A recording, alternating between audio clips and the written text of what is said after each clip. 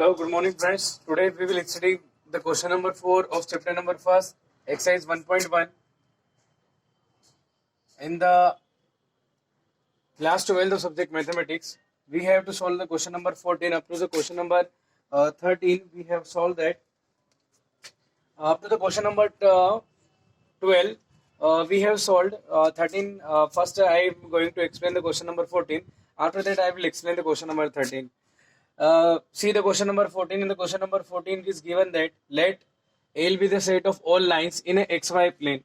यहाँ पर दिया गया है कि L जो है वो जितने भी लाइंस है जो कि XY प्लेन के अंदर है उसका एक सेट है और उसके अंदर रिलेशन आपका डिफाइन किया गया है R is such that it contains the ordered pair L1 L2 and L1 is parallel to L2. यहाँ पर रिलेशन आपका ये डिफाइन किया गया है. Show that R is an equivalence relation. हमको पहले R को इक्विवेलेंस रिलेशन प्रूव करना है.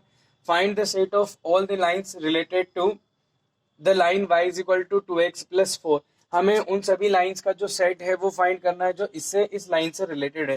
सबसे पहले हम प्रूव करेंगे कि R जो होगा हमारा इक्विवेलेंस रिलेशन होगा. क्वेश्चन आप बुक से देख सकते हैं और यहाँ पर आपका ये क्वेश्चन आपको क्लियर हो जाता है कि हमें सबसे पहले एक जो सेट है L जो सभी लाइंस को कंटेन करता है उसके अंदर R रिलेशन जो है उस रिलेशन R को इक्विवेलेंस प्रूव करना है.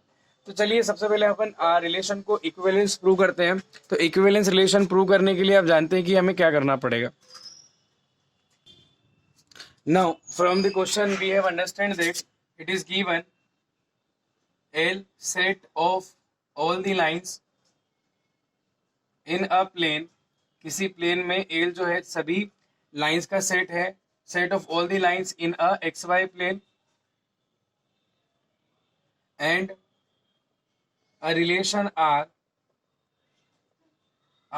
in L is defined as R contains the ordered pair L1 and L2 such that L1 is parallel to L2. Now we have to prove the equivalence relation. First we see that for reflexive relation we will see that we will write here since any L1 is parallel to itself, any line is parallel to any line L, we can give the name to the line. Any line L is parallel to itself. कोई भी line जो होती है उस खुद के कैसी होती है, पैरेलल होती है. इसका मतलब ये हुआ कि अगर हम सेम एलिमेंट्स का ऑर्डर पेयर बनाए तो फर्स्ट लाइन एल खुद के पैरेलल हो सकती है. इट मींस ये रिलेशन को फॉलो कर रही है. Therefore order pair of L L belongs to are.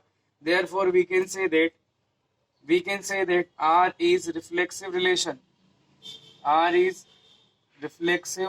कौन सा रिलेशन हो जाएगा? R is reflexive relation. Second, हम सेकेंड की बात करेंगे यहाँ पर symmetric relation. For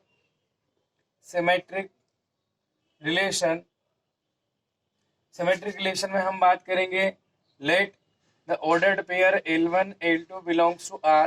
This implies that L1 is parallel to L2 for all the L1 and L2 belongs to L.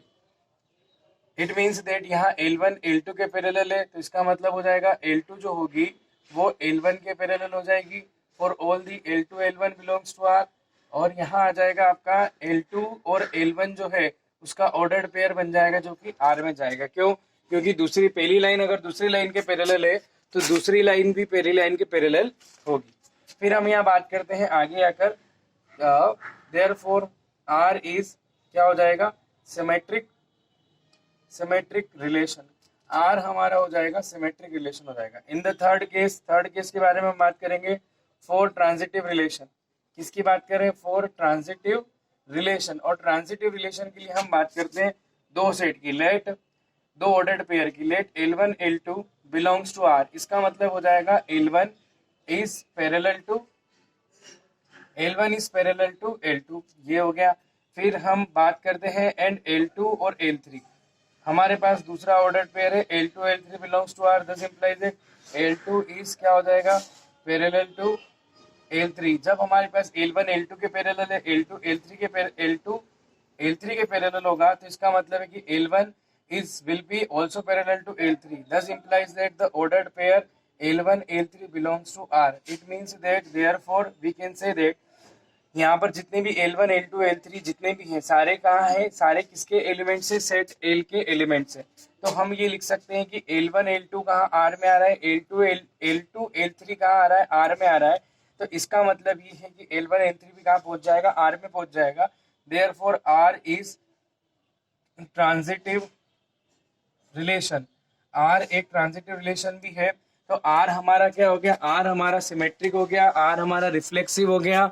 तो इस तरीके से हम कह सकते हैं कि R जो होगा वो क्या हो जाएगा हमारे लिए इक्विवेलेंस रिलेशन हो जाएगा। हम क्या लिख सकते हैं, since R is reflexive, R is symmetric and R is transitive, therefore we can say that the R is also an equivalence relation. तो यहाँ लिख रहा हूं मैं therefore R is equivalence. Why it is equivalence? Because R is a reflexive, R is a transitive and R is symmetric. ये तीनों हो गया R, इसलिए R जो होगा वो इक्विवेलेंस रिलेशन होगा। इसके बाद हम बात करते हैं सेट ऑफ लाइंस की। जो हमारे पास इक्वेशन थी y इक्वल टू 2x + 4, उसके पैरेलल जो लाइंस होगी वो कैसी होगी, हम उसकी बात करते हैं।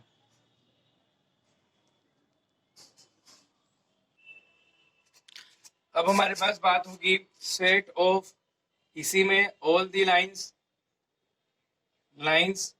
related to